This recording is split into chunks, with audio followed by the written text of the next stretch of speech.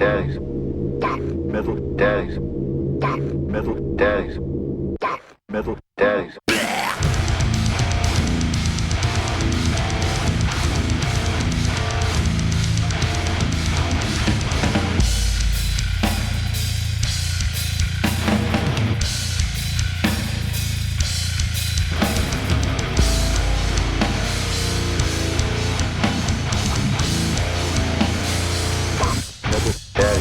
Welcome back to another week with us Hi. here at Death Metal Daddies. My name is Jeff, Hi, I'm Silas. and you're back with another week with us, where we sit here and talk about death metal and fatherhood and just getting old and everything kind of in between. Um, but yeah, let's let's just get right into our weeks. How's your week been, man? It was busy and then I just got done with the course, so now I'm in the clear, man. I got a week off and I'm looking forward to it. I got Trying you. to, yeah, chill out this week a little bit, relax more and yeah, man. It was a good week. Um, yeah, I don't know. A lot of new music seems like. I got to work on my truck a little bit. That was fun. I replaced those panels and the handles that I was talking about. And so that's nice. I'm kind of, it feels like I'm kind of like bringing my truck back to life, you know? Mm-hmm. I don't know. I love working on it. It's like a love kind of hate thing, you know? Mm-hmm. I hate that it's taken up so much time, but it's appreciated when it's done, you know? Yeah, understandable. But How much school you have left? I'll be done next February. Okay, so you're getting there. I'm on my last hill, dude. Yeah, Are you technically a senior? I guess, yeah. Crazy. Kind of Nice. can't believe it. Yeah. Have you started I think I was this way.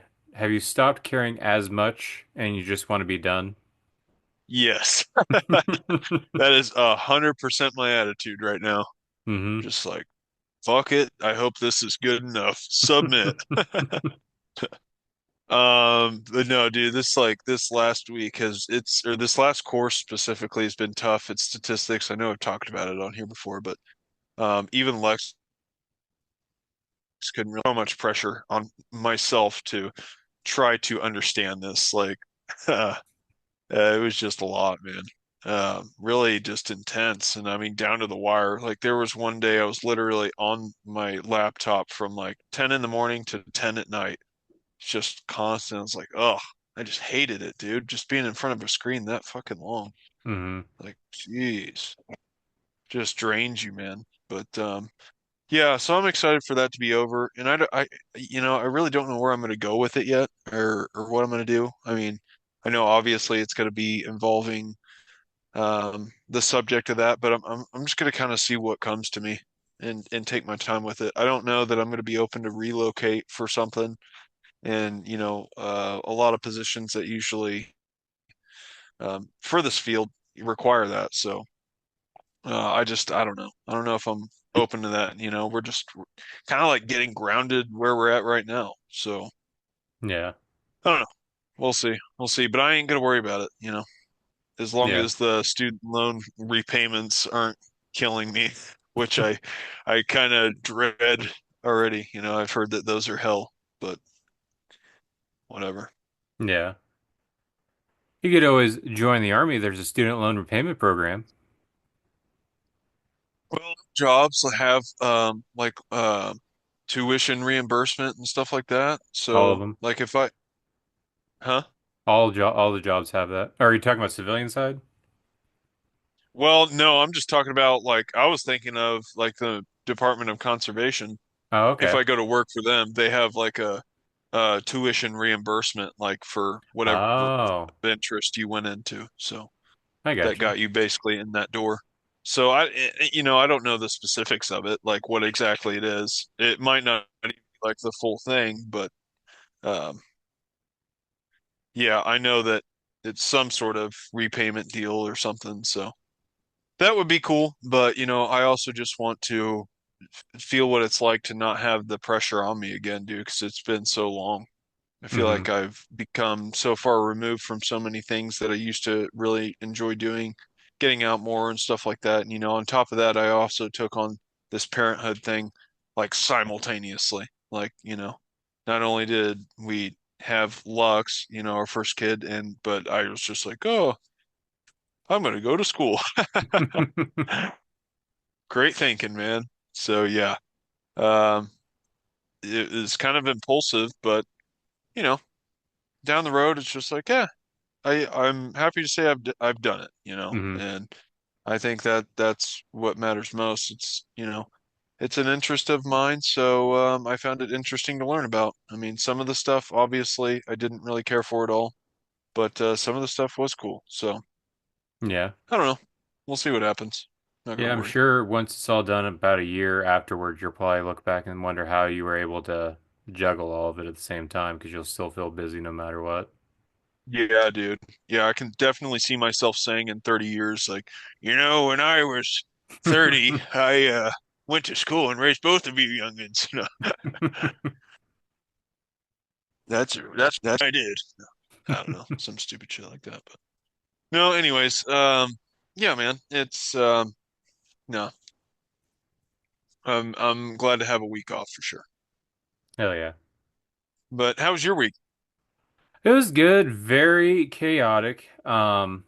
So Thursday I did go to that concert, the Mastodon concert. Oh Uh, yeah, okay. yeah, How was it? first it was hey, it was good. There was also some weird things about it. It felt like a diet concert, if that makes any sense. Um, I love that Interesting. it is the first time I've ever been to the Factory, which is the venue in St. Louis. Oh Uh, yeah, I haven't been to that one. it's a beautiful venue, great location. It's if you ever been on the highway going towards St. Louis, you know the Top Golf, off the highway. Oh yeah. Right next to that's the Factory in that little area. Oh, okay. So you can literally Interesting. see it from the highway. It has its own private parking lot that's free. Oh, Um, nice. so that's Okay. like a dream to where you don't have to find scatter to find parking. Yeah. Huge So venue. that's actually probably closer for me than most St. Louis shows, like at Yeah. the pageant or something. Yeah, it's like west outskirts of like St. Louis, Chesterfield area. Okay. Awesome. And Yeah, that's good to know. you can even I want to say there's even restaurants nearby and places. It is kind of a hipster feel when you walk in because you've seen those memes of like when you walk into a building, it's a brick building, hanging lights, and it's a taco place. You know it's going to be like super expensive. That's kind of how the beer was.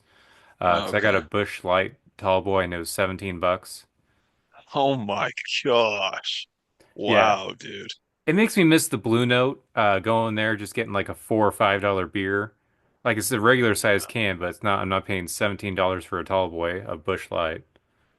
Yeah, that's fucking crazy. I mean, I've done it, but like at area, I just think of like Arrowhead Stadium. Like it's $20 a beer, but it's also Arrowhead Stadium. Yeah, You know what I mean? So like I kind of expect expensive beer, but like a club or venue like that, it's like, dude, come on. What the hell are you doing? yeah. That's like triple profit type shit there. Yeah, the venue is actually very nice. I would say the actual venue, once you go inside the actual concert hall part of it, it almost feels like a giant like high school gym. Like it's wide open, big, and there is kind of Hmm. like the above part, there's the balconies, but um I never went up there. And then there's a stage. So it's a great venue, very cool. Dead Heat opened and they were actually very good. Kind of like a power trip that crossover thrash, a little bit more Okay. aggressive, and I kind of liked it. But the main issue that I felt there's two issues with the whole night for me. There was not a lot of people at this show. I would say the venue was about half, maybe half full, and that's being generous. Wow. Um, Damn. and the second I issue, expected it to be packed just because the name's on it. yeah, you would think that. I don't know why. I'm wondering if maybe it was because since it was randomly added date. I don't know. That's the only thing I can think of. Um, Mhm. the other issue I had, it didn't have this issue with Dead Heat who opened, but the other bands, there was a sound issue I was having because All Shall Perish came out and they were okay. I'm not too into them, but the main issue I had was one guitarist was so loud it drowned out everything else, and it was the same Oh, thing with that sucks. Mastodon. Like I could barely hear Eddie screaming. The other guitarist of All Shall Perish, like Wow. I could see him playing stuff. I couldn't hear it at all. It was just this loud, crunching rhythm guitar the entire time. Damn, that's tough. Yeah, I feel like, sometimes with that, it's like it's almost a matter of where you stand. But do you think that it was that, or do you think it was just overall sound in general? I thought it was like you were saying because that was on the side that where I was at, to where that was the side that was the loudest. But I watched a video someone posted in the Mastodon fan group because when Mastodon played, I couldn't hear Bran, the drummer, singing at all. Wow. Damn. And I watched the video, and it's the same thing. You could barely hear Bran. Like the Hmm. sound, I don't know who the sound engineer was that night, but they did a terrible job. It was, Damn. but it is what it is. All Shall Perish was pretty all right. They played Wage Slaves, the only one I recognized. That was cool. Um, they also opened with Still by Ghetto Boys. Like all the lights went out Still. and there's just green lights on the stage, and it was that. You ever seen Office Space? Yeah. Is that die, motherfucker, die, motherfucker? That he's like rapping to at the beginning, No, like there's or, no one on stage. It's or, just the songs playing, and there's the green lights like oh, flowing to the music, and it's like their pump up. But they played the okay, entire maybe. song, and then they came out. Oh, that's pretty cool. Yeah. Uh, Mastodon was good. They did very much change their set list. It seemed that they played all the songs that Brent doesn't sing on. Huh. So they like start off with Tread Lightly. Then they played a lot of weird songs I've never heard them play live. Like it was Tread Lightly, then Ghosts of Corellia, um, Oh, interesting. uh, That's a good Spectre song, though. Light, all the heavy Oh, lifting. yeah, Spectralight. Huh. Um, yeah, there's a lot of songs that I wanted to hear they didn't play. But it was still good. It was a very proggy set, but still good. I still enjoyed it. New guitarist, if some people haven't seen, is Nick Johnston, who I guess is a solo artist. He was pretty good. I actually enjoyed him. I see a lot of people complaining about it. But I mean, it's his first show with Mastodon, so there's a few What are they errors here bitching and about? there. Huh? What are they bitching about? They were complaining that he's not Mastodon style, which I mean, he is and he isn't. He's a very proggy player. Uh, Oh, so people were complaining he was making things a little too neat or getting too shreddy where it doesn't need to be. They were saying it's like almost like soulless, but it's like, eh. I mean, he's playing more of a proggy style and kind of it's also his very first show. I thought yeah. he was pretty good because This was his very first show? this was his very first show with Mastodon. Oh, wow. Okay, I didn't know that. Yeah, I had to go look up who he was. We were all waiting. I was talking to some of the people before the show. I was like, who's it gonna be? Are they gonna play as a three piece, or are they gonna bring out that one guy, or is it gonna be a new guy?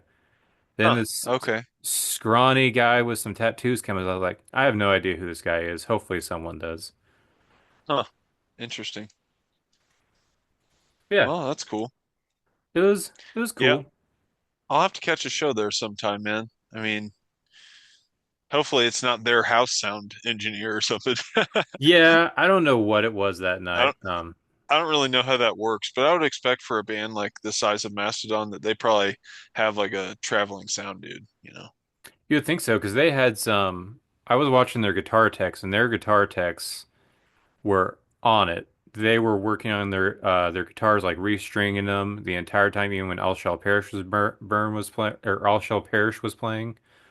Huh. I saw them working on Mastodon's guitars, making sure everything was good and tight. Uh, so yeah, their techs are on it, but I don't know about the sound engineer. I don't know if it's their guy or if it's the house guy. Huh. That's interesting. Yeah, check out the factory. If you see a concert there, you're gonna have a good time. It's a Hell yeah. But do not, I made this mistake. if you buy it from Ticketmaster, do not buy the premium parking because then you're just wasting $25. Oh, that sucks. Hmm. Yeah, so it's free parking for everyone? Yes. I don't know where this $25 went to. I don't know if it went to Damn, dude. Ticketmaster or the venue. You got shamed. Yep. Yeah, that was my Damn, Thursday. that's tough. Um, Also, I don't know how often I'll be going to St. Louis shows because I don't know how many times I almost fell asleep while driving. Yeah, what time did you get home? I got home about 3 because show got over about 10:30. Um, Damn. so yeah, I got home about 3. I had to stop by Bucky's just to wake up and walk around. Wow. Damn, dude. That is Yeah. crazy. I would have been so tired. I bet you were exhausted that next day. Yeah, Danny actually let me sleep and I slept till about 10 and literally she kissed me goodbye to go drop off the kids at school. I Uh, thought I closed my eyes and they were already back home. It's like, oh, can I sleep a little bit more? Then I looked at my phone. I was like, oh, it's been 3 hours. oh shit. You were out. That's Yeah. awesome. Yeah. Was Friday, there was there a pit going at the show? ish. That's the thing. Yeah. I was on the barrier and I didn't get touched the entire time. Hmm. That's how unpacked this show was. Yeah. Damn. Needs more people. I felt bad, but also Mastodon did announce they love coming to St. Louis. That's why they were glad to add this date on the tour. But the next time they come to St. Louis, they'll be touring a new album. Oh, nice. Okay. So that's exciting. Yeah, hell yeah. Something to look forward to. Hmm. Saturday was a shit show. Because I had plans of whole clean the house and shit. But no, Uh-huh. Theo decided to throw Danny's phone in the toilet. Um, Ooh. Tried to put in rice, dry it out. Screen was not working, so I drove about Toast. three different towns trying to find an iPhone restore place. Eventually ended up in Springfield. They'd say they'd fix it for $300. It's like, fuck it, okay, I guess I got to do this shit. Uh, they fix it, and I get there, and they're like, "Here's the thing: we put a new screen in it and all that. It's still not working, so we're not going to charge you." Okay, What a pain so in the ass. I go to That's cool they AT&T. didn't charge you though. Yeah, they were hella cool. Oh, also the dryer went out at Oh, home, jeez. Damn. so I had to go order a new heating element. Um, Shit. You had to yeah, like go to dad mode swiftly. yes, I ended up having to order the heating element off Amazon. I installed it yesterday, so now I'm trying to get laundry caught up. But yeah, ended up going Damn. to AT&T. Apparently the phone was already paid off and it's a brand newer phone, so they still gave us $800 for it to go towards a new phone, which the new Oh, iPhone sweet. 16s are only $800. So pretty much get a free phone out of it. And they That's cool. offered new AirPods. So I got new AirPods for just an extra $20 a month for a year, which is still cheaper than regular AirPods. So What are they? Like $500? I think they're like 300, but I'm ended up only going to have to pay like 240. Oh, yeah. That's cool. Sunday, Mother's Day, we went to Branson. And that was about it. Went to Fuddruckers, first time ever. You ever been to Fuddruckers? I have not. I know the name, but I don't think so. It's pretty okay if you want to just spend about $15 on a pretty okay cheeseburger. Yeah. It's a cheeseburger place that feels like Applebee's. Uh, hmm. Yeah, I know I've heard of it, but I've never been to one. Dude, we ate at Joe's Crab Shack last time we were down there, and it absolutely sucked. Did I Really? ever tell you about? Oh, it's fucking terrible. Yeah. I ordered we got pissed off and left. Like I was that guy. Like, and I'm never that guy, but we put our name on this wait list and it takes like I don't know, over an hour to get called and to even get sat. So and it's just kind of chaos in that restaurant. I don't know. They got the tables like ultra close together. It's just Hmm. constant noise, but and kids were starting to get whiny, so it was entering that stress zone time for sure. Like probably like 8 p.m. So, pretty risky and to begin with. And so but we got seated and I was excited and I was like, you know what? I'm ordering peel and eat shrimp. I love peel and eat shrimp. And so I order it. It's a pound for 25.99. And yeah, I was like, this is some high price shrimp. This better be some good shit. And literally, they bring me out like a plate this big, like a 12-inch diameter, and like on the center, like the inner 6 inches of that is like 9 to 12 shrimp, and just like little bitch ass shrimp, just the shit you buy at Walmart, in the frozen like little dish. Those are probably better, to be honest. And so I got to looking at them, and then I totally entered Gordon Ramsay mode and started inspecting the spines of those shrimp, and they were all dirty. And so I literally went just mega Karen, and the waitress came over. I was like, these shrimp are dirty. And I also ordered the pound. She's like, yeah, that is the pound. And I held up the plate. I was like, this is a pound. And she was like, yeah. I was like, that. And I was like, I'm not paying for this. So and like the kids just started whining and shit. She was like, all right, I'll go talk to my manager or something. And we're just kind of waiting for her to come back. And Lex is just like, should I just go with the kids? And I was like, yeah, sure, take the keys and I'll meet you after. I didn't know if I was gonna have to talk to the manager or something. But so she leaves and I'm just sitting there waiting. And then I was just like all we got was drinks and then that shitty ass shrimp that I was like, I'm not paying for this. Fuck that. And I'm just sitting there. I'm just like, why am I sitting here? Screw this. I just left. Like, fuck it. But yeah, I went pretty ridiculous.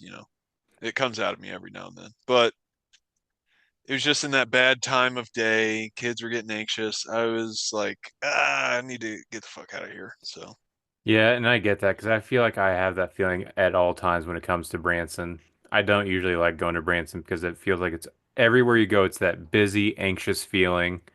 And I feel like yeah. the workers know it, so they try to take advantage of you a little bit. That's what I feel like that shrimp Yeah, thing is. dude, like I just couldn't believe like 25.99 like it was just so ridiculous, dude. It was laughable. But yeah, I probably acted ridiculous too, but yeah, I was like, I can't pay for this, man. I'll buy this same price of shrimp at this restaurant at the lake called Baxter's, and it's actually like a fine dining restaurant. It's not like dress code fancy, but I mean it's kind of higher end, but dude, you get like $25 worth of shrimp there. The shrimp cocktail, like it's like the size of your like thumb portion on your hand. It's like legit badass shrimp. So, and I'm a shrimp fiend, dude. I love shrimp. So, yeah, kind of picky when it comes to it. I But gotcha.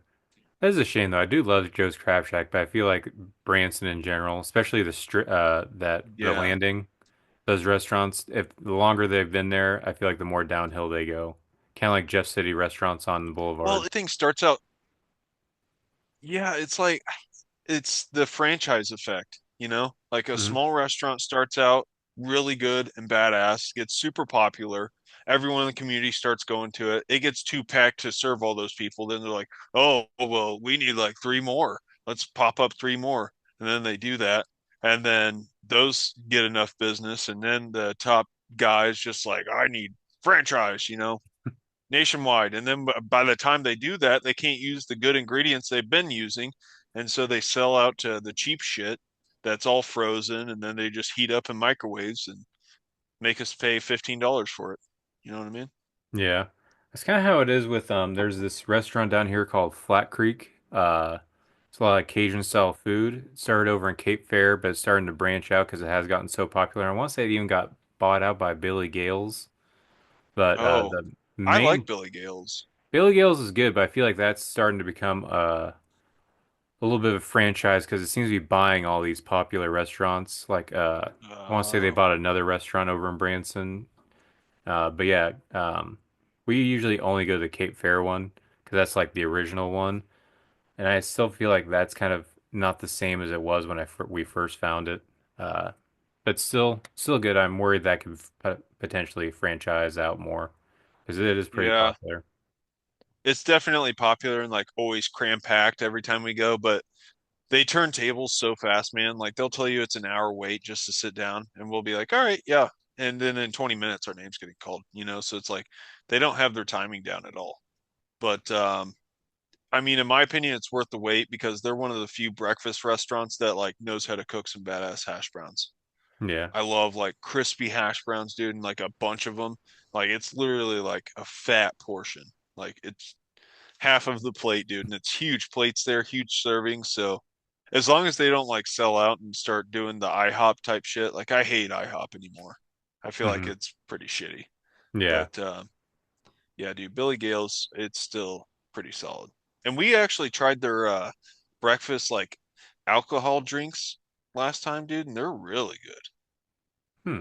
I I don't got think I've ever a had their breakfast alcohol. yeah, dude, I got their screwdriver orange juice, man. Oh, that was bomb. Vodka. Yeah. And then I think she tried a Bloody Mary or something like that. They're both Hmm. really good though.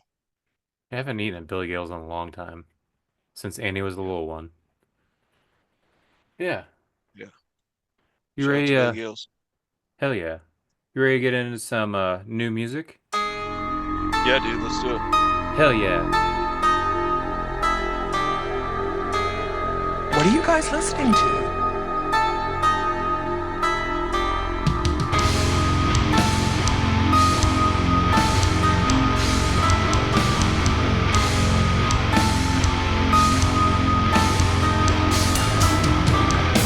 Weekly playlist.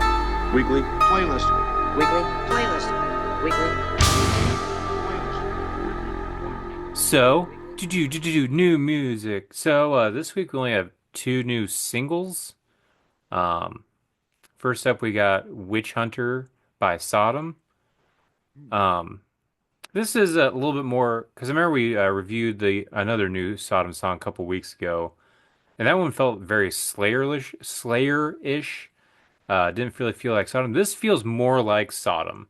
Um, and it has kind of a little bit of catchy with in the chorus with the witch hunter just shouting the name of the song, the title. What'd you think of this song? Dig it, dude. I like it. It's kind of like thrashy, kind of old schoolish vibes. So Hmm. I'm digging it. Yeah. It's like a crisp sound though, you know. Yeah. I So do I do kind of prefer the previous single though. I mean, the other single did sound a lot more like Slayer, but I felt like that it was a lot more aggressive and heavy. This is still good and it is more in line with what Sodom is. So I'm wondering what this new album is going to end up being like. That's the new album called The Arsonist, I think, coming out soon. So I'm interested to see what it'll turn out to be. yeah, I want to say I listened to the other single recently. I'm trying to remember what it's called. It was like literally just yesterday. But yeah. Yeah, it's pretty sick though. Hell yeah. That's this new song, Witch Hunter by Sodom. Check it out. Um, the other single we have is called Other World by Harm's Way. What'd you think of this single? Um, I haven't really listened to this band a lot, and they seem like they're one of those bands that looks awesome. Like I've seen their live clips, man, and that big beefy front dude, like seems like he's got great stage presence. So Hmm. I've always kind of wanted to see him live, but I don't know, dude. I just haven't really got sucked into their tunes too much. Yeah, And this one, I just, it was cool, but wasn't really crazy about it, you I know. gotcha. What'd you think of it? Um, I've kind of liked Harm's Way for a while, right before Post-Human. I feel like Post-Human in the previous album, I feel like they were incorporating a little too much of the kind of a post feel to it. Like it felt like they were trying to be more mature and more Mm, I don't know, a little bit of industrial feel too. This one feels more back to we're not going to be mature. It's going to be this one feels more fast-paced and aggressive. And I kind of like that out of Harm's Way because if you have that, like you said, the big beefy front man, you need to let him go, let him just destroy yeah. things. So I kind of like this. newer approach of the song. So I kind of like this a little bit better. Okay, Yeah, nice. that's this new song called Otherworld by Harm's Way. Check it out. But yeah, that's it for the singles. We have an EP, but I didn't. I'm just gonna be blunt. I didn't really listen to this one. That Candlemass Black Star. Did you check this EP out? Oh, no, I missed like a couple albums and this, so I kind of slacked. All right, Sorry. you're Sorry, good. We'll just Candlemass. skip that altogether. We didn't. We're not covering Okay. Candlemass this week. Okay. All right. But out of that, so we have a couple of different albums up here. But what would you say was your favorite of this week? Um, I think that what I've went back to is probably well, really what I delved into the most, Behemoths. The Shit of God. Okay, what was your thoughts on it?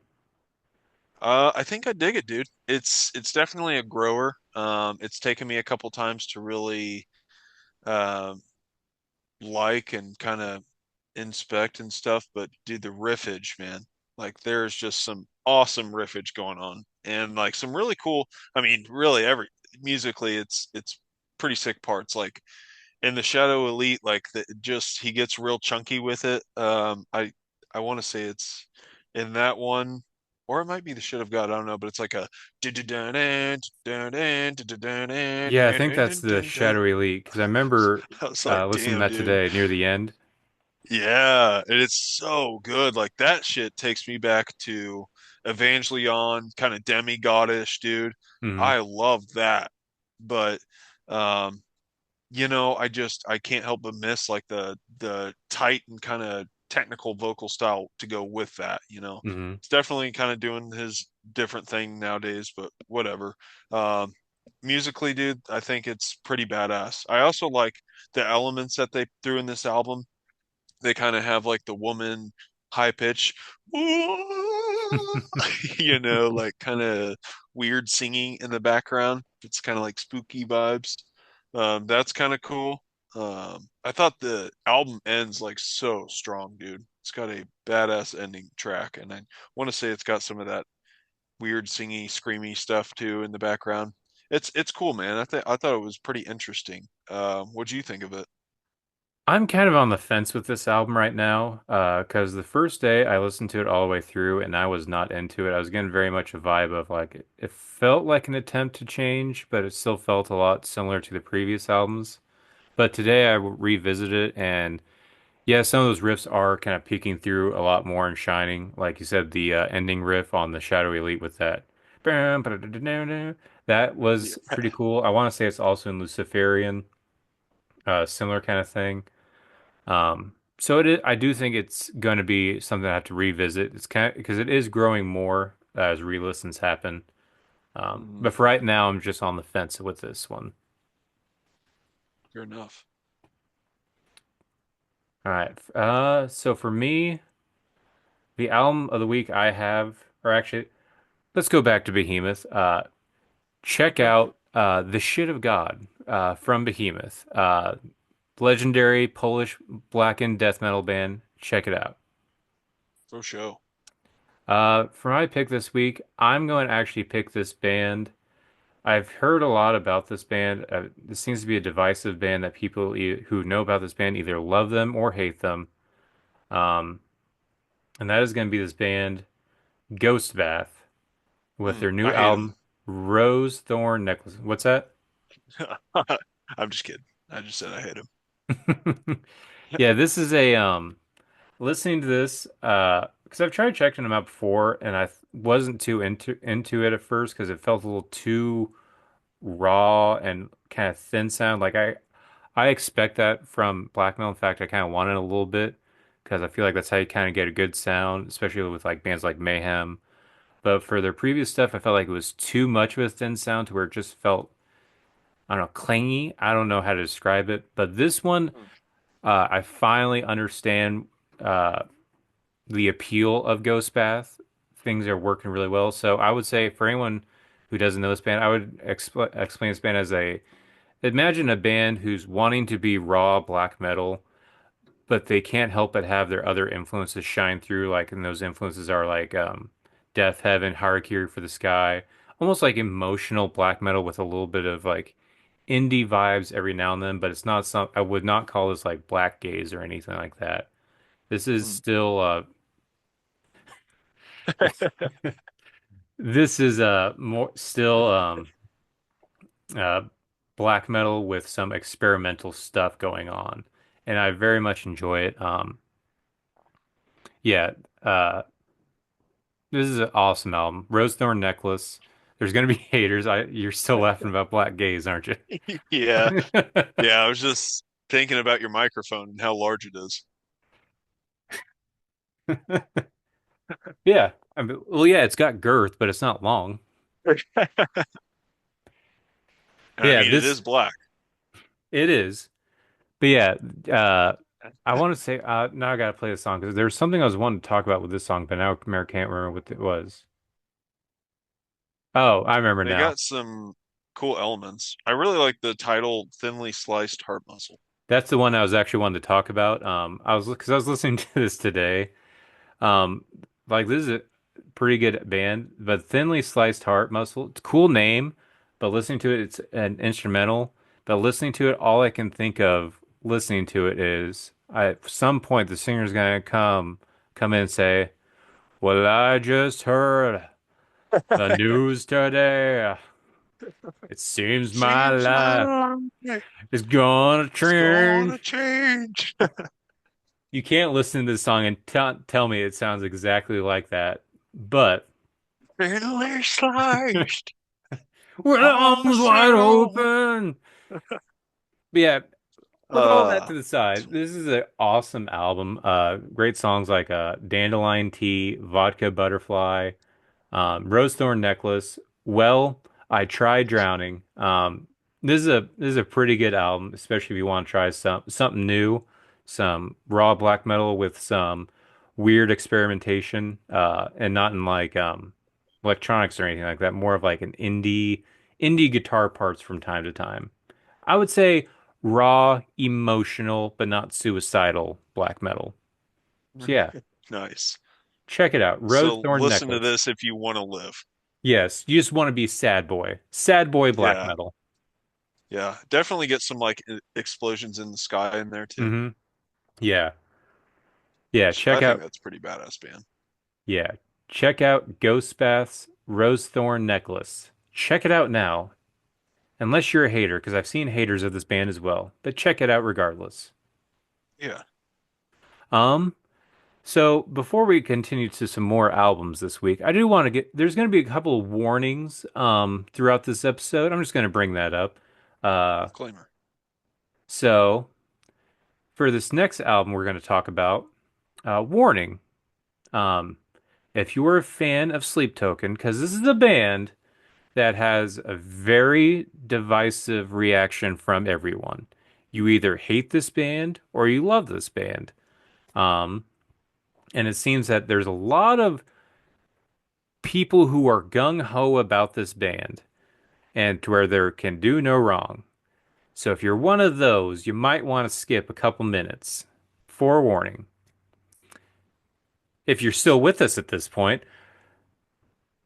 Sleep Token just released a new album called Even in Arcadia. And I'm gonna be blunt, I hate this. This Yeah, is um I got I got like halfway through the first track and decided it wasn't what I was uh trying to jam. So yeah. And I needed something heavier. I watched a review today, and they said something that was the most perfect way to describe this band. People try to, and I'm not trying to be like a gatekeeper when it comes to like metal, but I think we should stop calling Sleep Token a metal band because listening to this and calling this a metal album is like, I'll use the analogy the guy used. Calling this album a metal album is like calling the movie The Dark Knight a comedy. Just because there's a funny quip here and there does not make The Dark Knight a comedy. Just like having 2 minutes worth of metal in this, what, 50-minute long album does not make this a metal album. Yeah, fair enough. This is a culmination of different genres. Mostly it's pop, Seems a little bit R&B and rap. R&B, really? I felt especially in like the song Caramel or Caramel. Um, but I feel like they've Oh, always had that. But this one, and rap?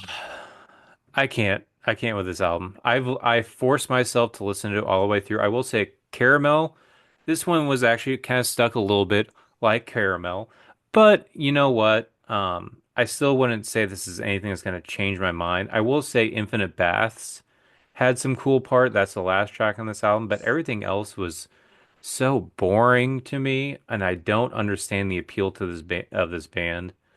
And I even see some people online trying to be like, "Oh, this they're so geniuses with this album. The It's their last edge, song, dude.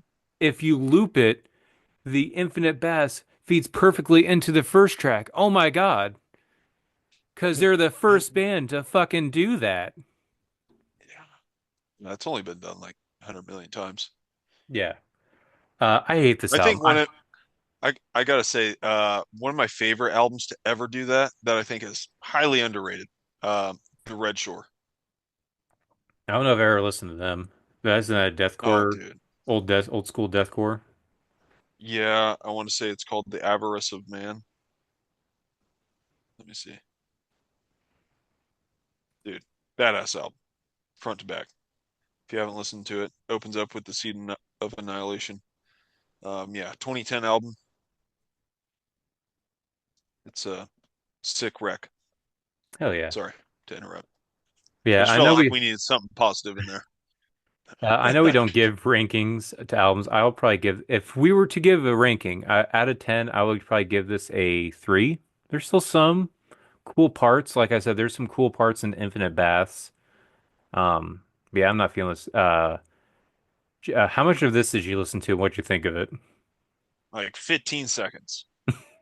Got to the first couple singing parts. I was like, I will all say, right. I felt like it started off cool and epic, especially when the horns come in, but then it Yeah. builds up to just pop.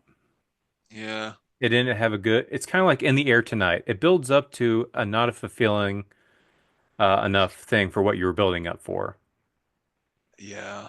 I feel like they're pretty good at that, like the build-ups, Yeah, just from what I've heard. I mean, I don't know. It's like I'm not gonna hate on. I mean, they're huge. I just don't. I don't know, man. I haven't heard anything that I'm just like totally captivated by. yeah.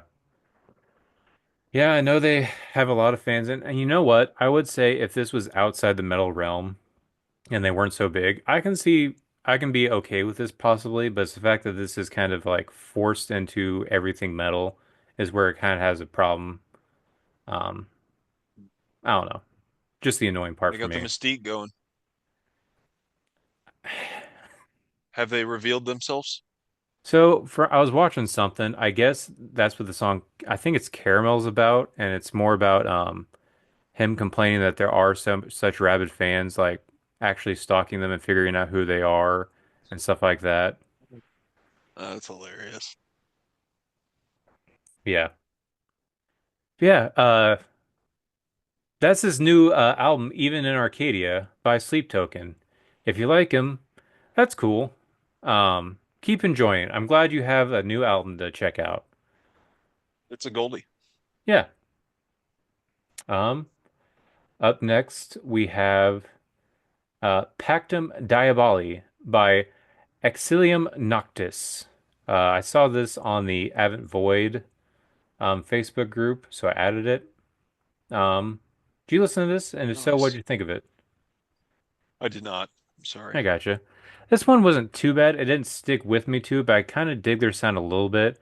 It's kind of like a septic flesh kind of sound. But I will say his vocally, it's not septic flesh though. I'll say that. His vocals remind me a lot more of Randy Blythe, but with more of a septic flesh atmosphere, is what I Hmm. was getting from this band. Um, but yeah, it wasn't bad. Nothing that really stuck with me. Um, I think I got about halfway through, or All Shall Burn and Fall of Babylon. Um, but if that's the kind of sound that's up your alley, I recommend checking out this new album by Exilium Noctis with their new album Pactum Diaboli. Nice. Um, Lastly, warning again.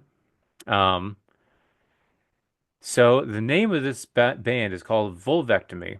Um, if that name grosses you out or you're offended by it, you might also want to skip another about 10 minutes because it's going to get worse because that's the entirety of this album that we are about to review. And the name of this album is called Aberrant Vaginal Gestation. Um, yeah, this is the new album by Vulvectomy. Um, There's literally not like one title that I would like to repeat. yeah, there's not a single safe for work song title on this band's album.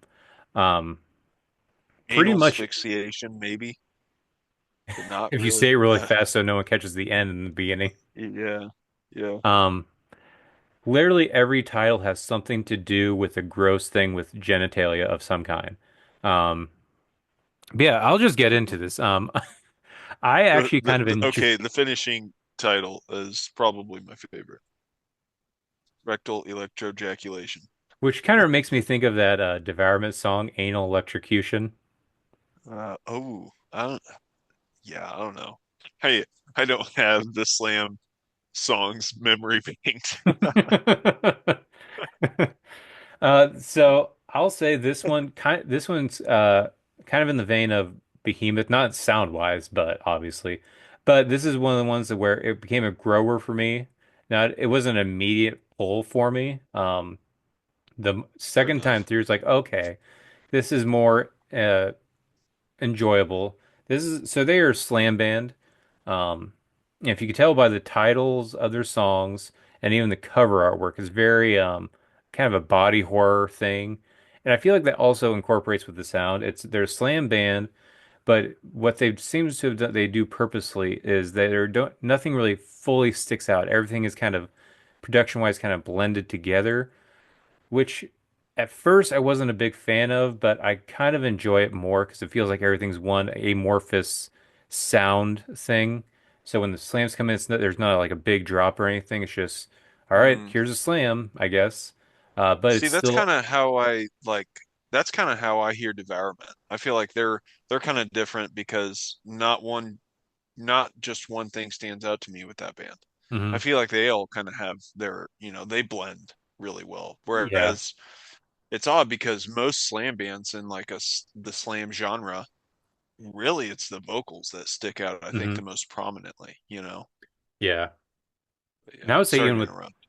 I would say even with this band, even the vocals, like volume wise, it sounds like it's on par with the rest of the band. The only thing is though, I feel it sounds almost like the whole band is maybe even recorded live, like they're all in the same room kind of thing.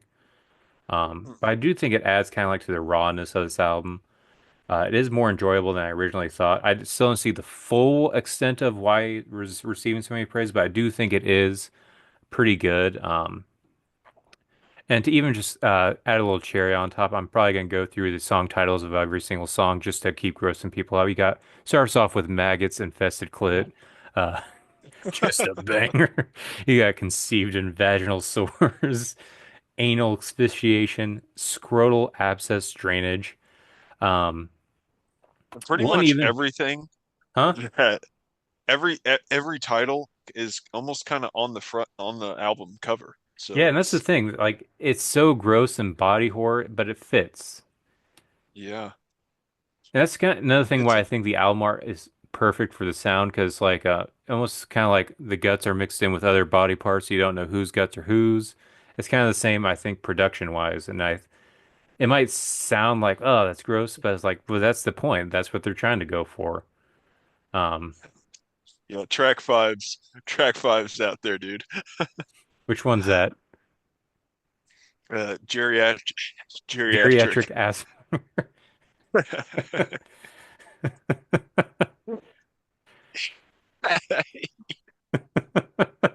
Oh man, oh I can't remember that which goes song hard. I can't remember which song it is. I want to say it's Anal Fish. No, I know which one it is. I want to say it's Molesting Dislimbed Whore. Uh, has oddly enough, it Uh, has a wow. very well done. I think it's this song. I can't remember which song, but I want to say it's this song. It has a something that reminds me of Brodekin's album from last year, where it has a sample Ooh, of like a moaning or like a screaming of someone while the music's going, and it adds more to like uh the vibe of what the song's doing. Like with Brodekin, it felt more environment like of the it. torture victim and like a despair. This is like still a torture victim, but it just sounds like body horror, like adding to the horror more or less. So I thought that was Nice. cool. It made me feel bad for this poor dislimbed whore. Someone needs to help her. Yeah. Um, Jeez. Yeah, that man, that goes hard. yeah, I've seen high praise about this though. yeah, I know I've seen this. A lot of people are really digging this album, so I'm definitely gonna have to check it out. I just skimmed it now, so I haven't gotten to listen to all of it, but I know that I will because yeah. I was It's one of pissed those off about albums it that, like last I time. said, I think you probably have to listen to a couple times before it fully lands. And even if it doesn't, it is a weird. There are a lot to take in, both Yeah. imagery, lyrically, and sound wise. But yeah, check it out. That's the new album by Vulvectomy with their new album, Aberrant Vaginal Gestation. Yeah, those track titles, man, that's probably some of the favorites that I've seen so far this year. That's pretty impressive. Hmm. One new single, actually I got a couple new Okay. singles that didn't make this playlist. First one, I'm really on this band right now, dude. I love their sound, so deep, so low, so heavy. Dissonant Seepage just dropped another banger, Immortal Until Decay. That Hmm. literally just came out yesterday. So, Okay. um, YouTube, I don't know if it's on Spotify yet, but check it out on YouTube. And then the legendary Cryptopsy dropped a track like yesterday or today. Yeah. I haven't even got to I haven't got to share these around or anything. But yeah, let's see. This one is called Malicious Needs. It's Ooh. brutal too. The video's got a censored like warning thingy, I think. Hell yeah. Yeah, I didn't know Cryptopsy released a new song already. Yeah, dude, it's a banger. Like it they are just really catching my interest lately with their sound, man. It's just such a force, dude.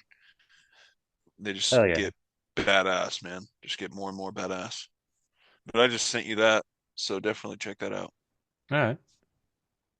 Oh yeah, I see the censored label and then there's like a part of a bloody face on the cover.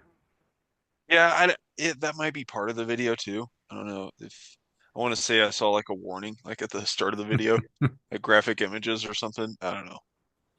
Might be in the video. Yeah, I'm not sure, but check it out for sure. Hell Sounds yeah. badass. Is there any other new music that you think we missed? Um, I don't think so, man. I All think right. that's it on my end. I've been peeping through some newer releases. I want to say Crypts of Despair keeps popping into my Spotify random music thing, and I'm always happy to hear them come on. They got Oh yeah. some badass tones. Them, that one band Throne, I want to Oh say we yeah. covered, or Throned or something. Yeah, super sick. Um, yeah, man. I think that's I think that's it. I gotcha. Are you ready to move on to metal news?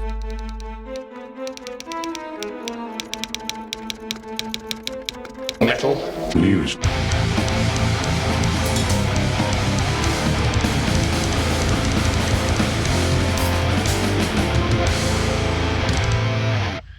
You bet. All right, metal news. All right. So before we move into metal news, I'm going to give another warning. If you're a vegan, you might want to skip this part because I'm about to talk about some beef. Um, Ooh, there's been some beef damn. going on. Two sets of That is beef. so good. Did you write Um, that one down? no, I was thinking about it today. That's pretty good. I like that. So, Hell yeah. this first beef I saw today. Um, so part of this announcement, the Poison Ascendancy tour is was supposed to have multiple legs, because they're finishing up the North America one. They're supposed to do a South America one, and then also I want to say in Europe one or Asia. No, Australia. It was Australia, I want to Hmm. say. Yeah. That has been canceled. And out of that cancellation, there's been some shade been thrown from Trivium to Bullet for My Valentine, who were the code headliners of this tour.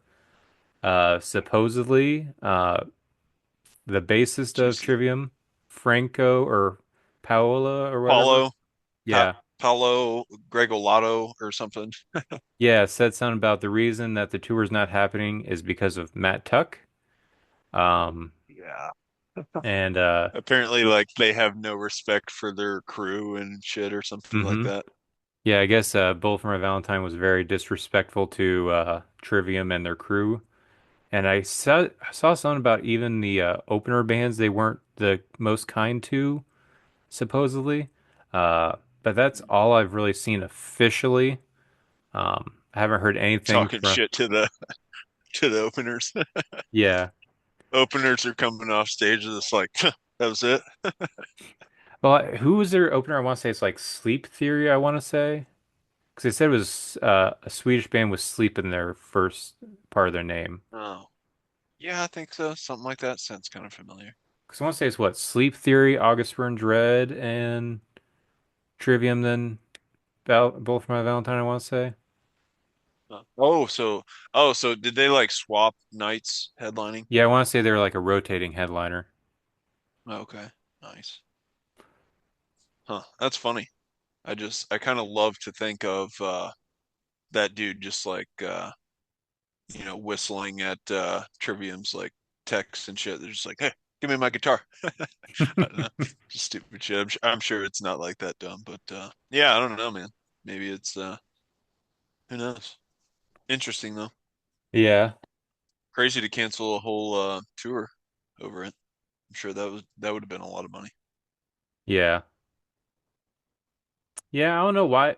Because I don't know why you wouldn't want to go to South America and Australia when I feel like North America would have been the hardest one because you would have had to get the most dates out of it and then also a lot of visas.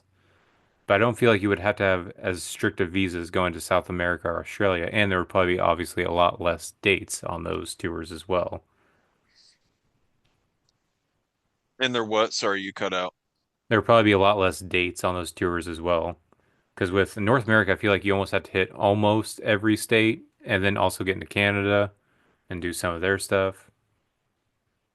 Yeah, but I'm wondering if they're like more packed houses too, it's more of like a guarantee to sell out. Shit, I don't know. I mean, I've seen like festivals and stuff online in those other countries like look totally packed, so who Yeah, knows? because I feel like South America, because I remember talking to you met my buddy Gonzalez. You went with the Diosite Yeah. concert.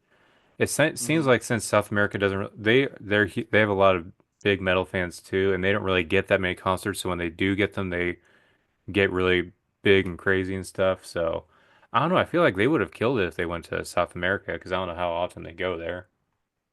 Hmm. Yeah. I don't know. Pretty funny though. I mean, kind of fits the shoe. I mean, it's Yeah. like that dude. I think he's always kind of had like a persona of, or definitely like just seems like he could kind of be douchey. You know Hmm. what I mean? Maybe Especially hard to with work how with. big they got right off the bat. Yeah. Yeah. I mean, they were good, dude. Like that album has some bangers on it, man. Hmm. They made radio play like near this small ass town. I mean, I Yeah. want to say 100.1 The Buzz. I can't remember if that was out of Jeff or Columbia, but still, um, I mean, it was cool to hear him on the radio. So you want to say even their first EP, I want to even say even made the soundtrack on Madden because they Wow. were like pretty big at that time. I remember Hand of Yeah. Blood was huge. Then obviously the Oh yeah. Poison. Um, Yeah. Tears don't fall. yeah. When tears don't fall, they They crash crash around around me. me. Man, Yeah. it's like one of those songs. It's kind of nostalgic at this point. Yeah. But yeah, But yeah, well, everything must end. So yeah. I want to Surely say will. I thought that it was cool play that Trivium like altered the appearance of the cover for the Ascendancy to where the dude's like it's got like a meme face, like to where it like almost seems like his mouth's like sucking into himself, it's like one of the memes, I want to say. Unless I just seen an image that altered that. But I'm not sure I 'cause don't I don't know. know which one. Maybe I know the I main album, but who knows? yeah. Um, Other beef that was going on that I saw today. hmm, Um, so we reviewed this album, the new album, I think it's called Unatoned by Machine Head. As you can tell, we gave a glowing review. Um, so, a certain metal, I don't know if it's a magazine or website, kind of went in on it, and I guess the writer of it had previous history with Machine Head oh, and pissing them off, to where Machine Head oh, has come out and I guess posted on their thing, "Go fuck yourselves," and I think was even getting into it in some of the comments. I want to say. Um, that's never good. Yeah, and I want to say there was even they posted something on their own Facebook. It was very ambiguous, but I found out about the magazine thing from it because that's all what the comments were about. Um, Like, dude, once you go into those comments, man, it's just like, what are you expecting the outcome to be? You know? yeah, it's the machine head like crest with like the swords and the lions, but it's all like iron or whatever, and it says problem solved. Just ambiguous thing. 335 comments, and it's all people talking about that article. Jeez, Yeah, fun, beef. nice. Anyways, vegans, welcome back. Beef is over. Um, No more beef. do you All have any? tofu now.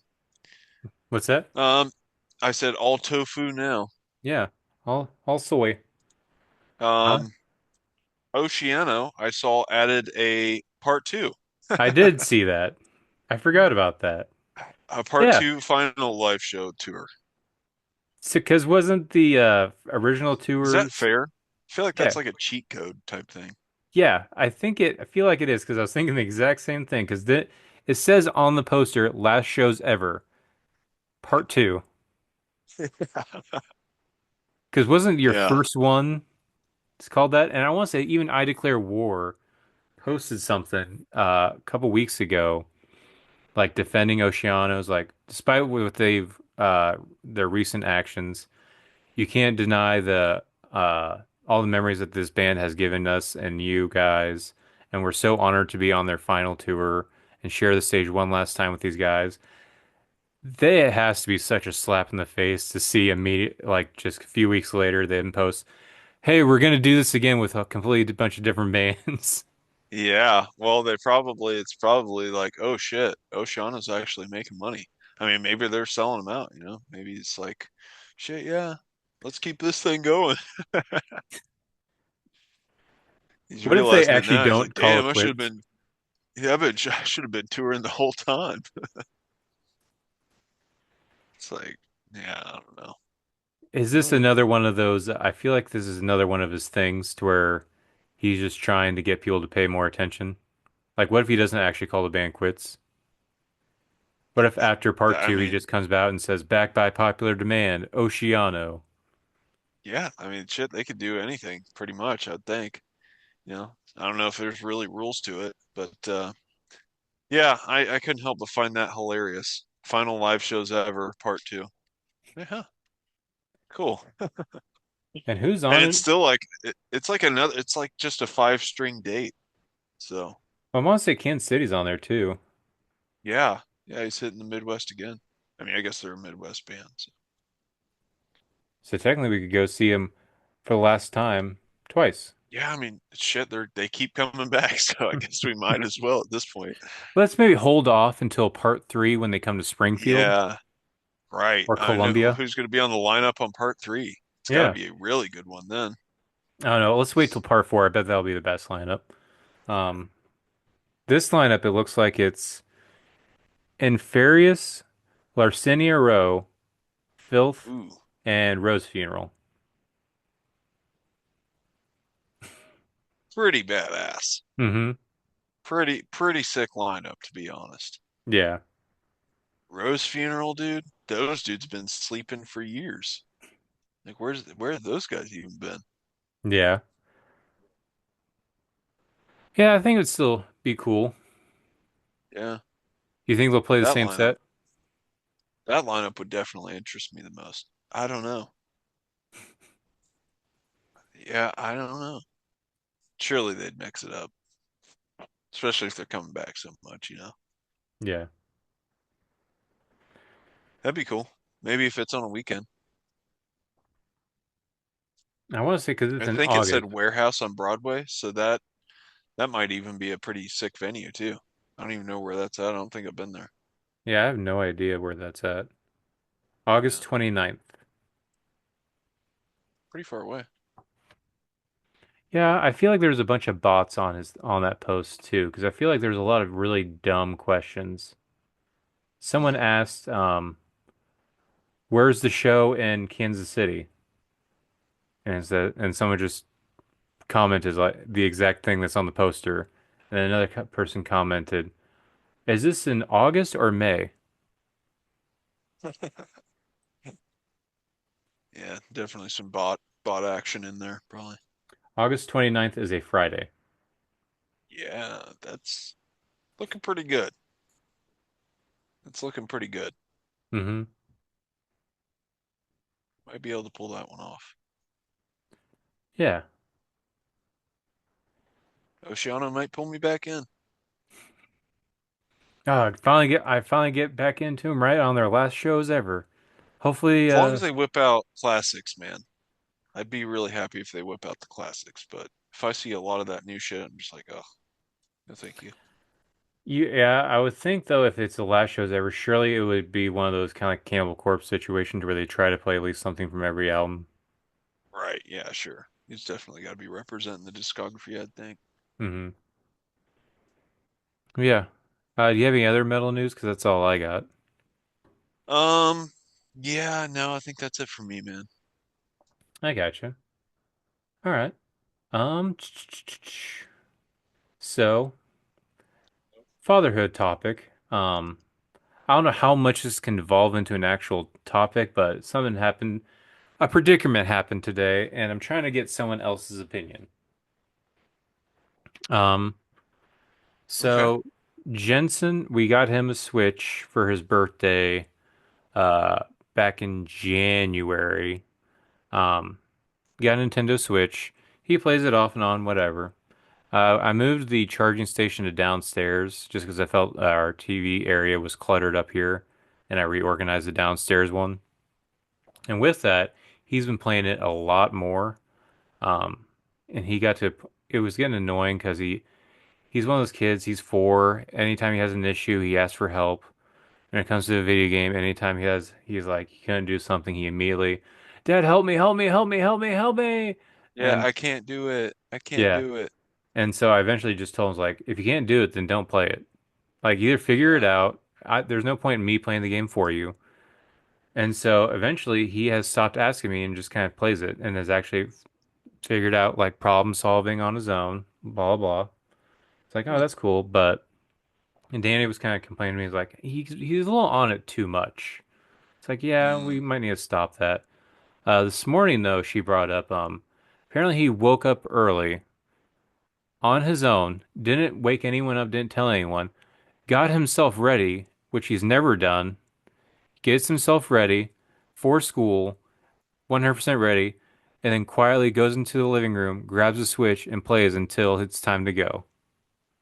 I don't know how to feel about that because Danny's like, I don't like him doing that.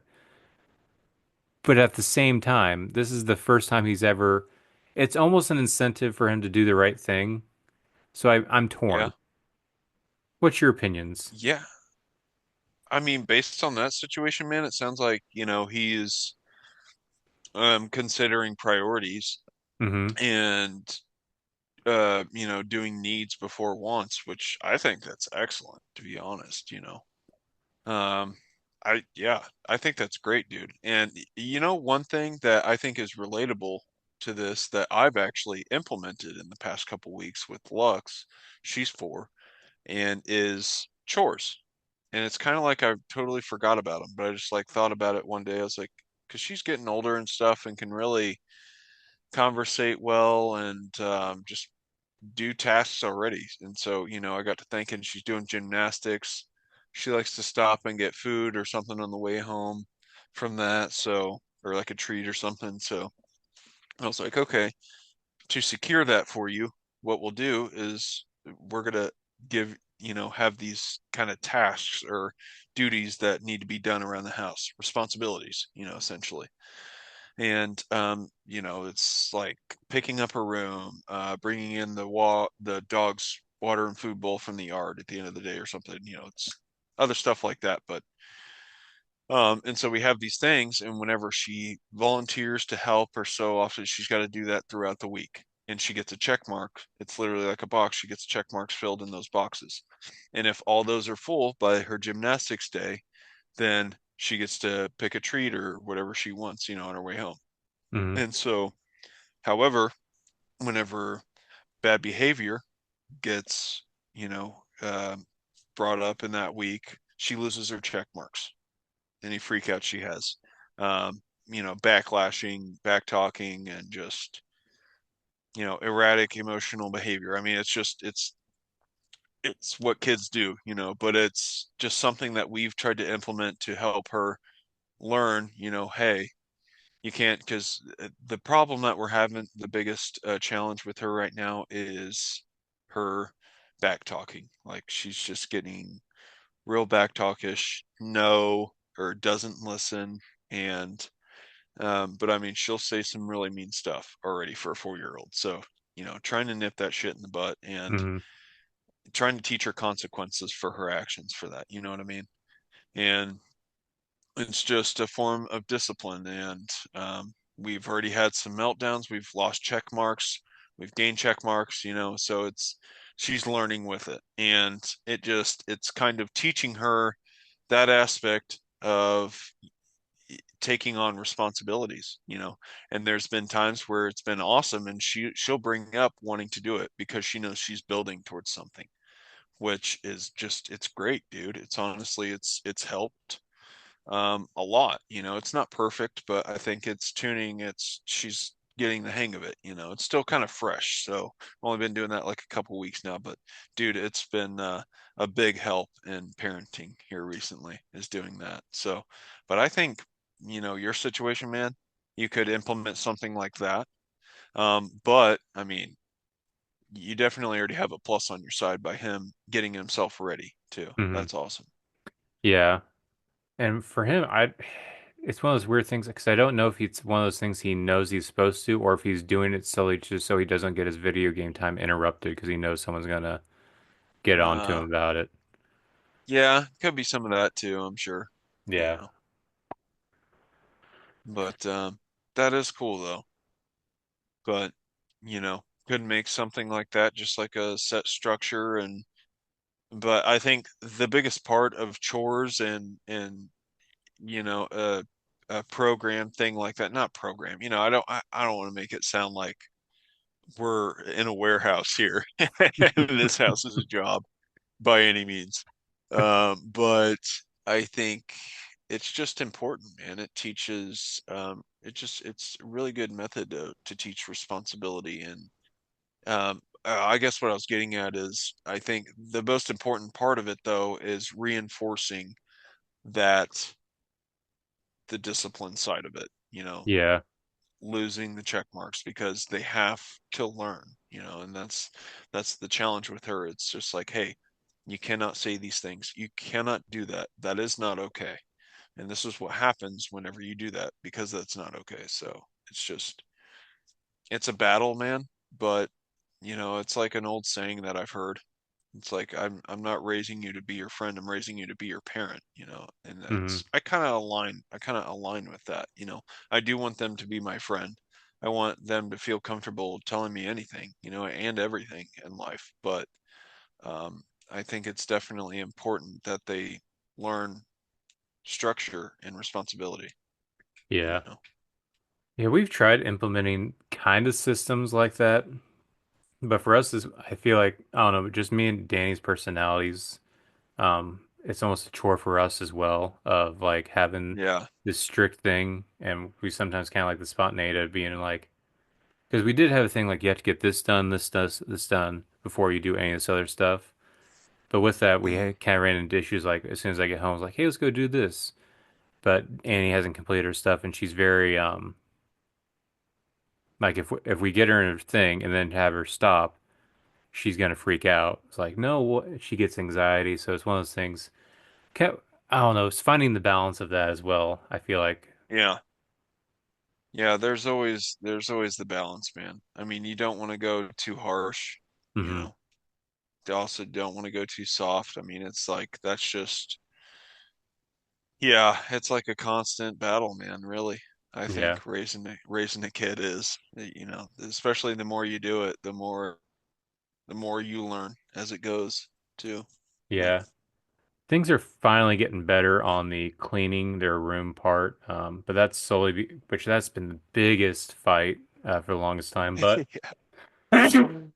they Oh, dude, actually, yeah, Lux, she would get to where she's literally throwing her body on the floor, doing the kicking and scream, I don't want to. And hmm it's like, look, you have spent the last 5 to 10 minutes saying this, screaming on the floor, whenever that room could have been picked up in like two.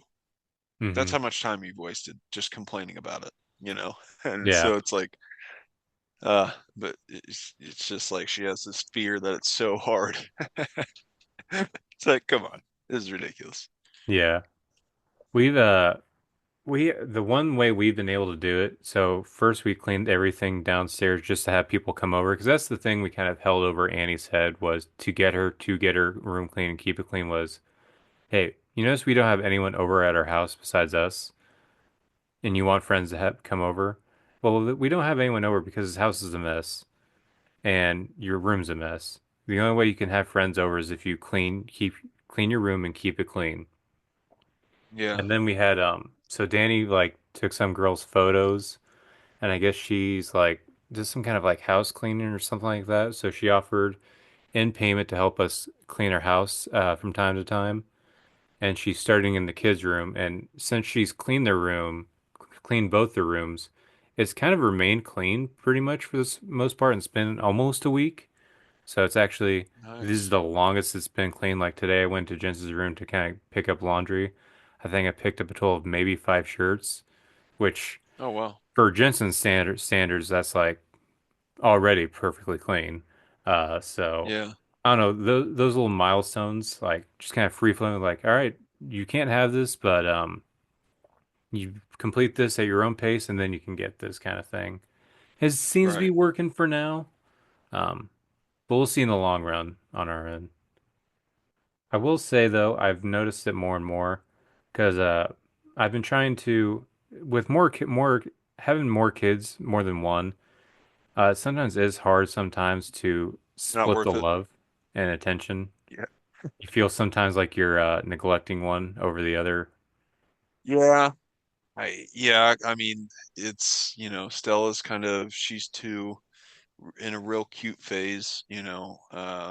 Kind of can be temperamental, but just adorable. Lux, she's getting older, kind of getting into that kid phase and becoming more of a kid, than a baby. So it's also bittersweet. I mean, and it's tough. It's because the different ages and I mean, I just try to show them equal love, you know what I mean? I don't know. Yeah, I don't really know. yeah, It's hard to navigate, but yeah. yeah. For me, the biggest problem I'm having right now is because Danny brought it up. Um, for the longest time I kind of favored Annie because Annie was just kind of always my little girl, my only daughter, and me and Jensen were always butting heads. And Danny got on to me. He's like, he acts up because he wants more attention. So eventually decided to try to give Jensen a lot more attention, and then also have the attention of Theo. And I feel like I feel like I've with giving them so much attention, and he's growing up more, and I'm kind of missing it a little bit. Not so much like I don't see her, but it's that I'm not as close with her as she's growing up, and it sucks. I'm trying to get back into that, but I don't Yeah. know. She's already her attitude is getting worse and worse. Kind of that Mm. 7-year-old attitude. Thought about putting her to work. I thought about yelling at her in the middle of Nike because she wanted to be have a smart aleck comment. It's like, Ooh. ooh, because she was already on my nerves, and then she kept pulling shoes off the thing to like seeing how long the string could go, and I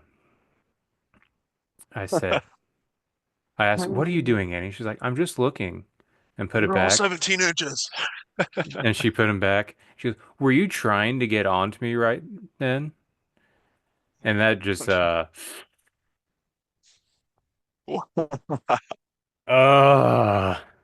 That's hilarious. Damn. That's some back talk. That's yeah. like some psychological type shit there. Oh, she's gotten good at the trying to That's funny. skirt. Yeah. I don't, is she into like fishing or something? I Yeah, would, she is. I don't It's know. I've heard like solo dates can, sometimes yeah, we help used to too. do that from time to One-on-ones. time. We probably need to get back into doing that. I need to do something with just me and Annie again.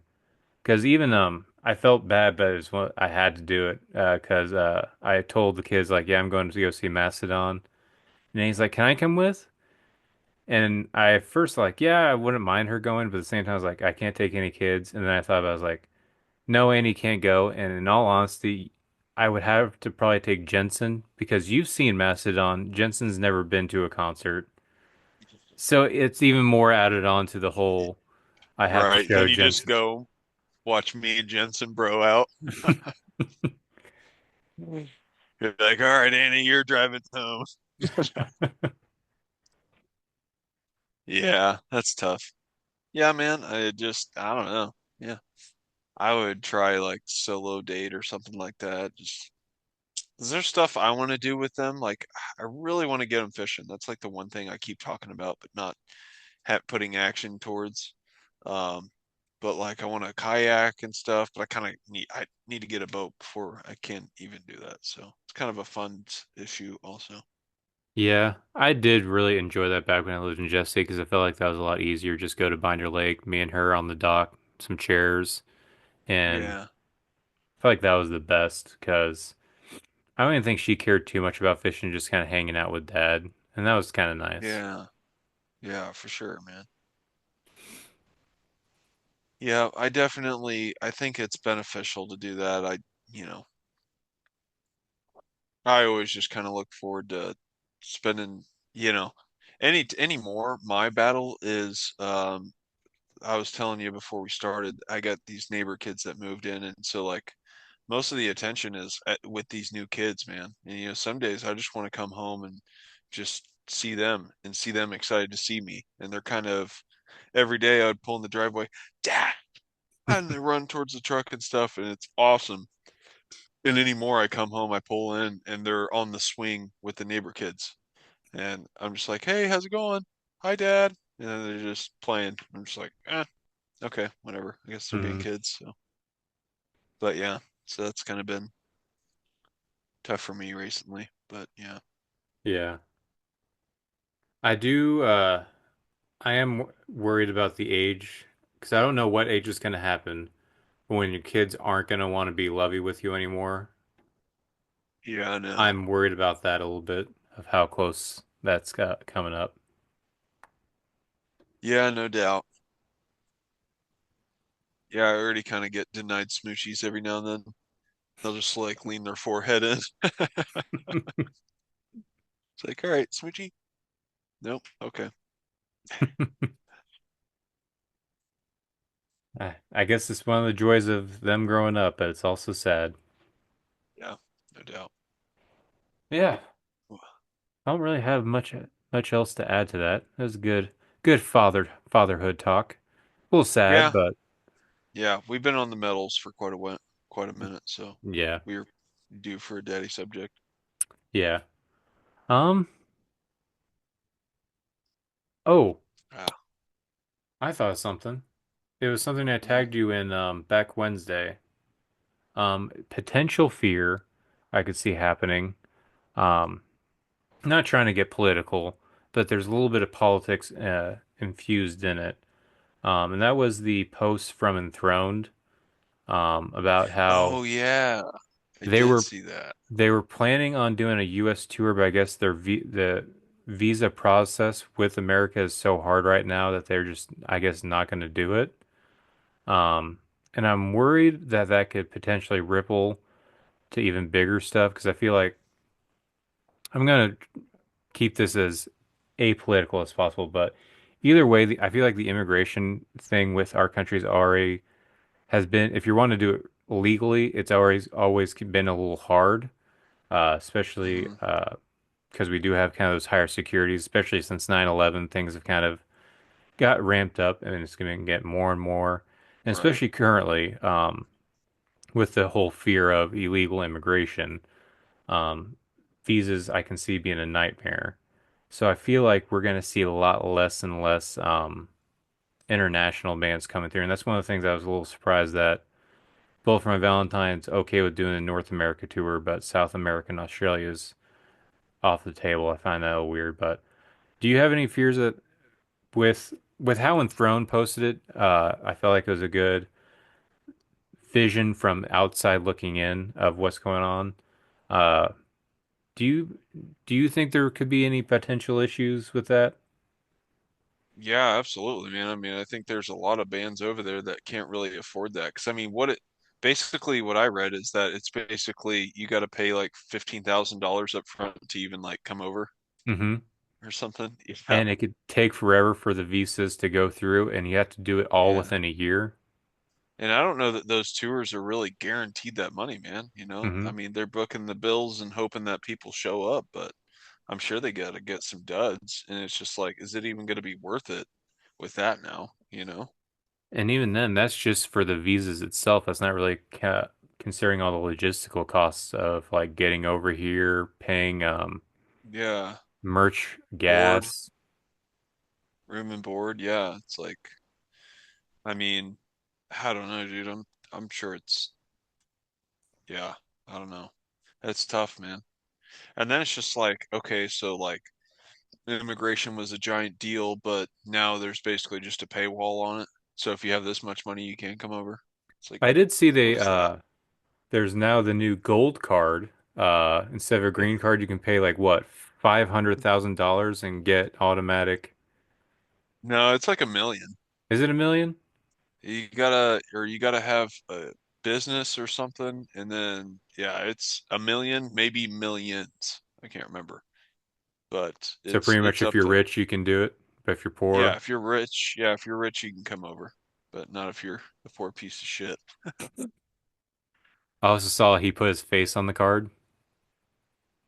Did he really? Wow.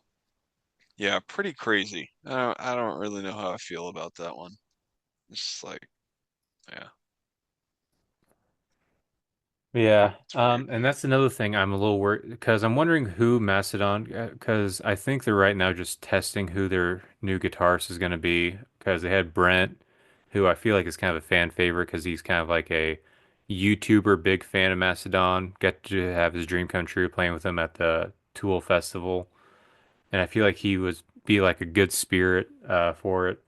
This Nick Johnston guy, he's a good, if you're wanting to go more proggy, I'm sure they'll probably test out a third guitarist at some point. But with Nick Johnston, I'm a little worried because he's Canadian. And it's Mm. not like an attack towards Canadian people, but Think he's my gonna tarnish the worry, band. so my big concern with Nick Johnson being Canadian is that the rest of the band's American. So if they want to Right. tour, logistically, he's gonna have to get a work visa. That's, I mean, that might not be the biggest deal with just one person, but either way, that is another logistical piece you have to fit into your tour, making it even harder. Where if you Right. have Ben Eller or another American as the new member, you don't have that issue. So I don't know. I'm Hmm. worried if they pick Nick Johnston, not him as a person or a guitar player, but just the having that extra piece makes me worry when it comes to their touring schedules. Yeah. They should get Kerry King. He is American. I don't think he fits the vibe though. Yeah. It'd be pretty fast. Yeah, Pretty sick. Vibe change for sure. vibe change. Yeah. Who else would be some good fits now that we're on this topic? Who would be like a good third guitarist for them to try out? That would Hmm. be a good fit. Okay. Put some brain power towards this. You know what? I'd throw this dude out there just because his solo projects kind of fizzled out. Don't know what he's doing, where he's at these days, but Michael Keane. How interesting would that be? I don't want. I feel like if Michael Keane got it, I don't want to see a scandal with Mastodon involving heroin, a bunch of stolen gear. Yeah. Yeah. Fair enough. Maybe not Michael Keane.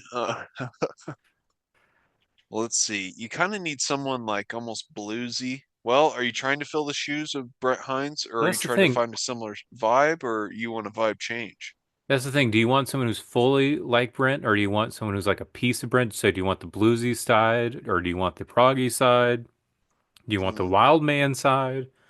Um, because I'd almost say almost a perfect fit. I would say would almost actually no. I was gonna say Mark Morton because he does have that bluesy side, but I don't feel like he gets the because I feel like yes, Brent has blues, but he's almost more bluegrass. Yeah. Well, Mark's not really wild. Mm-hmm. You know, Brent was great because he had that wild aspect to him. Mm-hmm. I feel like you need someone wild in Mastodon. Ooh, you know who would actually be pretty good, but kind of a wild card? Josh Homme from Queens of the Stone Age. Oh, yeah. Dude, that would actually be pretty badass. Yeah. I would love to hear him with them and Brandaler's vocals too, because I feel like him and Brandaler could do some cool vocal work back and forth. They Yeah. kind of have similar styles. And they can actually bring back Colony of Birchmen to their set list. Dude, that would be, what do you mean? Because I want to say he's on that song. He's a What, featured Josh member. Home? Yeah. Oh, is he really? I Shit. don't know what part I he's didn't, in, but I know he's featured in it. huh. Wow. Damn, I didn't even know that. Dun, dun, dun, dun, dun, dun, dun, dun, Yeah, I dun. don't know if he Did does they the play vo that live? No, I have still yet to see them play it live. Damn, I love that song, dude. It's so good. This forest is growing faster than I can tell. Yeah, that would actually be a really good fill, dude. That would be cool.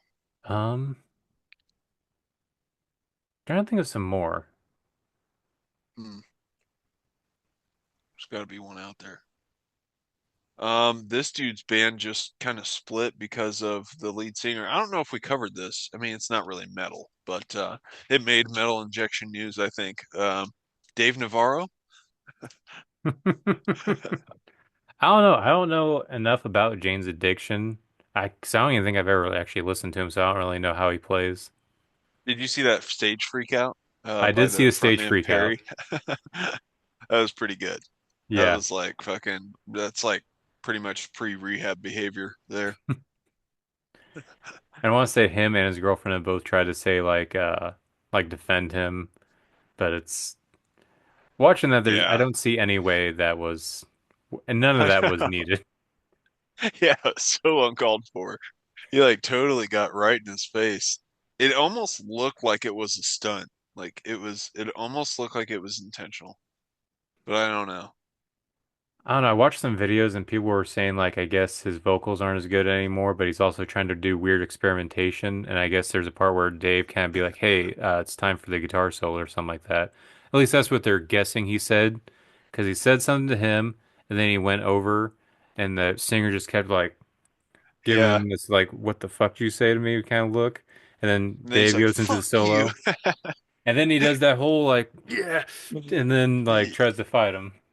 Yeah. Yeah. Oh, it was pretty cringy. I was like, "Oh no, man." Yeah, it's bad moment for sure for public view, but hilarious. Yeah, you know what? I've never even really been crazy about that band.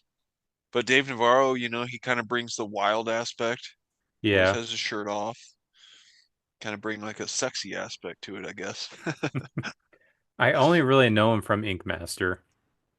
Yeah, yeah. And he was in that one album with Red Hot Chili Peppers. I always forget that too. I never listened to that, and I'm also not really into Red Hot Chili Peppers. Okay, fair enough.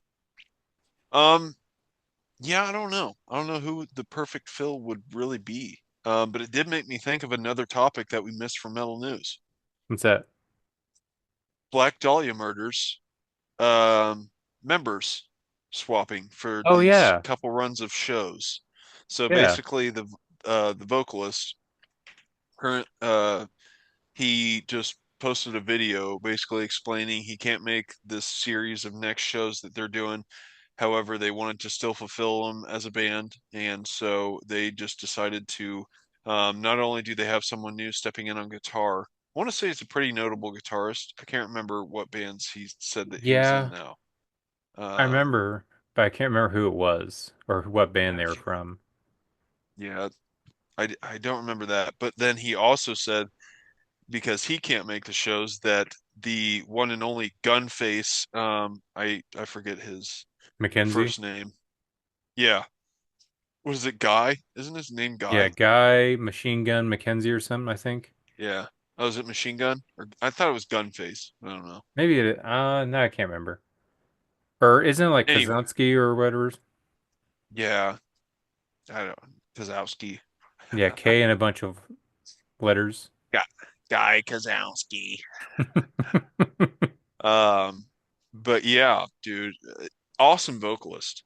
I gotta say, I don't really listen to the record enough, but one of the reasons why I love that band is because of those damn vocals, man. That dude is a beast. I seen him live way back in the day at a Mayhem Fest, man, and they kicked ass. Um, but yeah, man, I definitely dig their older stuff. But I think that rendition of Black Dahlia would honestly sound pretty damn sick, dude. It honestly makes me kind of more interested to hear that than like current. I mean, I feel like an asshole saying that, but I just can only imagine what the Black Dahlia songs sound like, but with like a, because that guy, he kind of has like a mid growl, you know? Yeah. It's not really like a high scream Yeah, unless his is he's more like replicating intense. the style, you know? Yeah. Yeah, because I think of Red Chord's vocals kind of similar to Beneath the Massacre, just that really beefy, in your face, uh, kind of bark almost. Oh yeah. I love that style, dude. It's so sick. But yeah, man, that definitely caught my attention. So I'm gonna have to look at some live vids of that, see what that sounds like. Hell I yeah. think that'd be so badass. I kind of wish the Red Chord would do more stuff because I feel like they've kind of like been doing one-off shows or random festivals. They've even re-released their debut on Hmm. vinyl. So are they touring? Are they back? What's going on? I do want to say I heard that singer guy, I want to say he actually got a normal job and is like a Boston police, works at the Boston Police Department. Yeah, I know he was a cop for a long time, after he departed the band, but I think they're kind of one of those bands that they're just kind of sitting, in the uh back burner or whatever, just kind of waiting out. I don't really know that it's like, I mean, I guess you'd call it a hiatus, but I don't really think that there's any bad beef there. I think they're just all kind of, I think he moved on to pursue that career. I don't know if he's still doing it. because I have seen that. I mean, with that Black Dahlia gig and stuff, it does seem like he's kind of been more active in the metal community. Um, but I don't know. I could be wrong. I want to say I've seen his name pop up, maybe on like a feature or something also. So, but yeah, interesting. Oh yeah. Yeah, bring back the red cord. Faux show. Oh, yeah, I don't know if it's worth bringing up. I'll bring it up anyway. There was another new song I forgot to bring up. Number Hmm. 12 Looks Like You released a new song because they're kind of that Okay. same era of like red chord. Um, but I don't didn't really care to bring it up because it sucks. I don't know what's going on with Number 12 Looks Like You anymore. Their past two songs have sucked. Damn. So Wow. Shots fired. I love that band. I love that band so much, and it's so sad to see them turn because they were like their first song was kind of almost grindcore, then they went into just kind of like mathcore, like post-hardcore mathcore, and Hmm. then they split up, came back, still mathy, a little bit of jazz, but now these most recent ones has just been like kind of like alt rock, post-hardcore stuff. It's like this isn't Number 12 Looks Like You. What's going on? Hmm. I don't know. I never really listened to them. I remember them because they were on like one of those Hot Topic compilation CDs Hmm. that I picked up, and I think they had a track on there. But I may have listened to that, but yeah, I don't know. I never really kept up with that band. They're one of those weird for the sake of being weird bands. I don't know. I always really enjoyed them because even though they're weird, you can tell there's a lot of musicality in it. Like my favorite song, "Jaywalking Backwards," weird musical uh,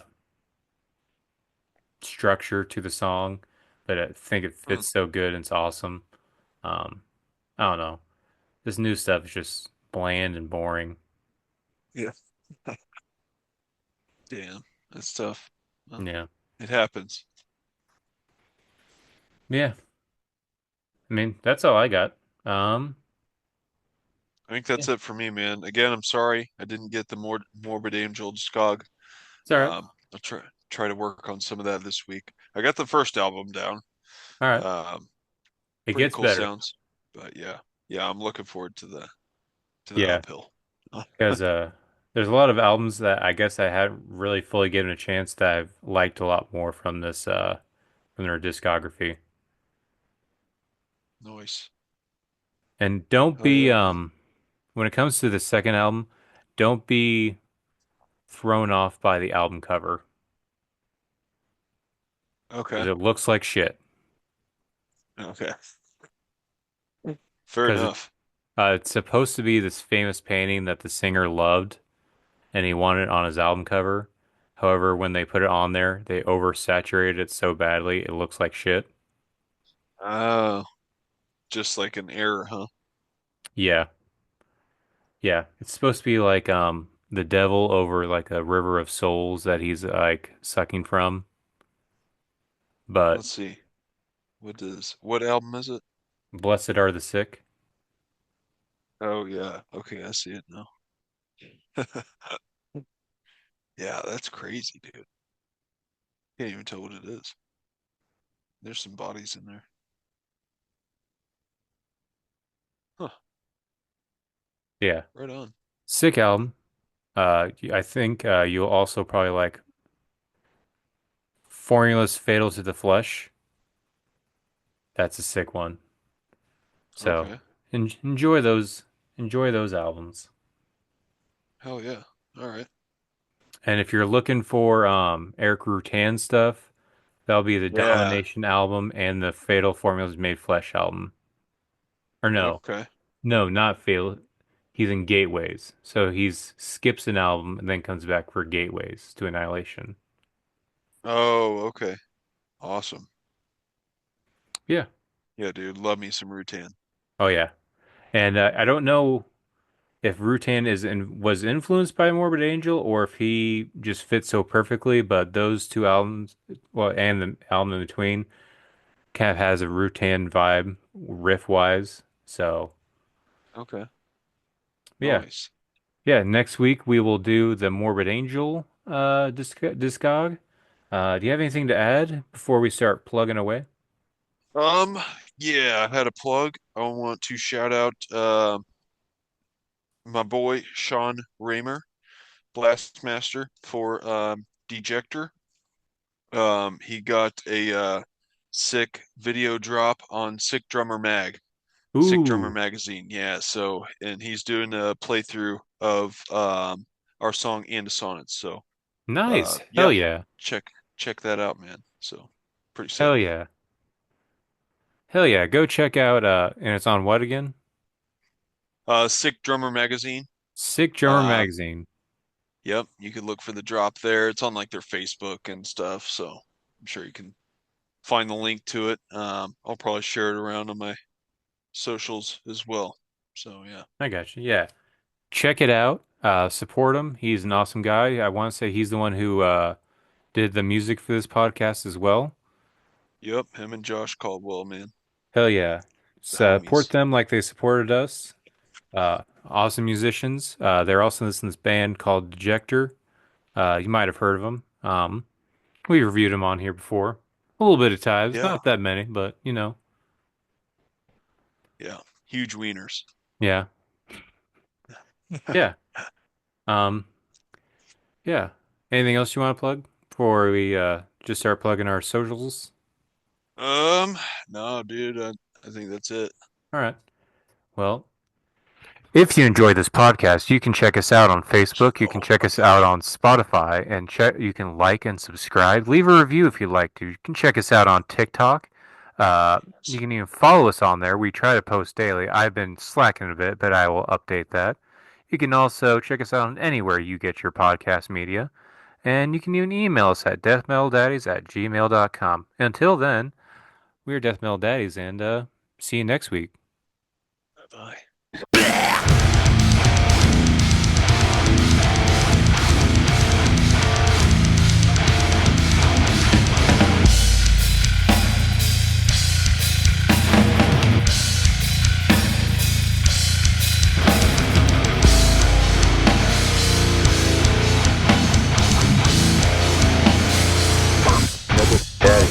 This is a pound.